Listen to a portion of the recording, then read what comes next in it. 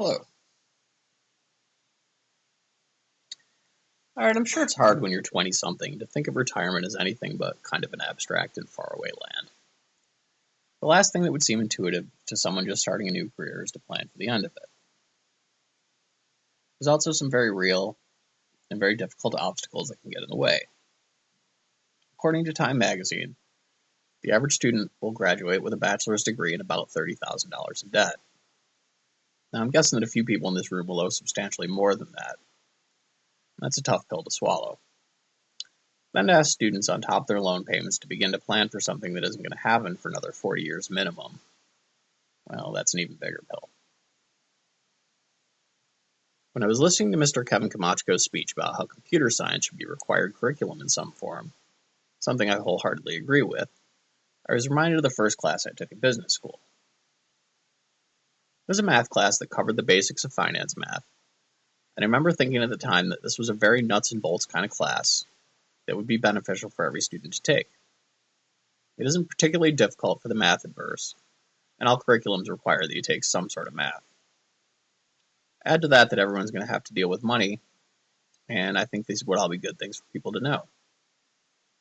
The class covered the basics of the time value of money and how interest works. Right after I took the class, I bought a new car, and while I was negotiating with the salesperson, I caught them trying to change the interest rate about 3 times during our back and forth. It was a good feeling to have some idea of what was going on.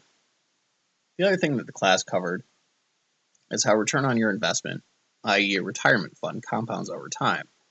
And that's what I want to share with you today. The common goals for millennials right now seems to be able to retire with about $1 million. Now, for some people that might not be possible. Some students might not be able to find work right away in competitive markets, and some jobs won't have 401k plans to help you save. Student loan debts at the beginning of your career can make things very difficult. Loan payments can be daunting and hard enough to keep up with on their own. Many graduates are going to have so much trouble paying their current bills that thinking ahead another 40 years is going to be the last thing on their minds. That tends to lead people to put off retirement savings until later, and it's really not something you should do unless you absolutely have to. Now, they recommend that median earners save between about 5 and 9% of their income. The early years of savings are really the most important years in so many ways. Money has what's known as a time value, and the effects of compounding over time are dramatic. Money saved in 401k type accounts offer deferred taxes and other government sweeteners to make them more appealing. These investment accounts are generally a mix of stocks and bonds, with a bent towards stocks, as you're beginning your careers, and as you get closer to retirement, they tend to shift into less risky bond investments. Now, some people don't trust stock markets or equity investments. They can be somewhat unwieldy, even though over time they're generally pretty safe. For people like that, they usually recommend you invest in something like land or gold or maybe starting a business, but there's risks in anything that you do with your money, and the important thing is that you do something with it and that you put something aside for the future. All right, I'm going to show you a little PowerPoint that I put together that'll help me make some points to you.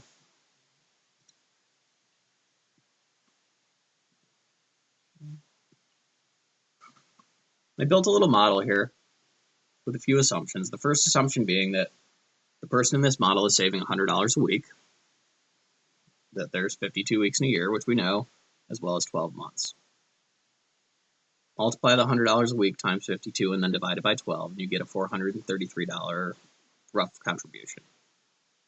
We're also assuming an 8% return on your investment, which is pretty standard these days. Some people would say it's a touch lower, some people would say it's a touch higher, but I asked a few finance professionals, and they said 8% is probably a safe bet. Now, we worked out these numbers for some blocks of time, 10 years, 20 years, 30 years, and 40 years. Assuming that this person, didn't start saving until they were about 55 and retiring at 65. This person started saving at 25 to retire at 65. Now, the results are pretty much what you'd expect. 10 years of savings, 10 years of contributing to a 401k, I should say, with an 8% return on your investment, roughly gives you about $80,000. The numbers jump every 10 years until you get to the 40-year mark, where you wind up with about $1.5 million for $100 a week, which really isn't too bad. These numbers here are the out-of-pocket investment. This is without any interest or without any compounding. This person that saved for 10 years took $52,000 out of their pocket. 20 years it doubles, then it triples, and finally quadruples at about $208,000. Now it's this number here that I want you to look at, and I'll explain to you why. I'm going to highlight this so you can see it. There we go. I'm going to highlight this number too, because I want to compare them. All right. I'm going to move over to a different program. So, okay. All right. So if you look here, this person invested $433 a week, or $433 a month, I'm sorry.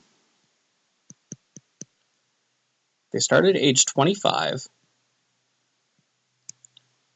and they saved till they were 35, taking $52,000 out of their pocket.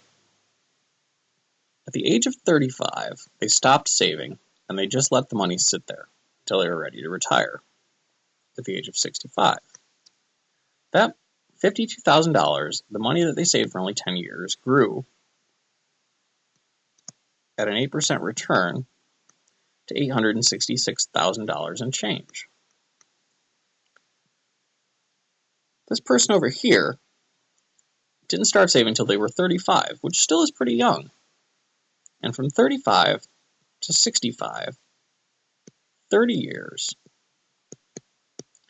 they saved that same $433 a month. This person, who started 10 years later, only wound up with $645,000 and change.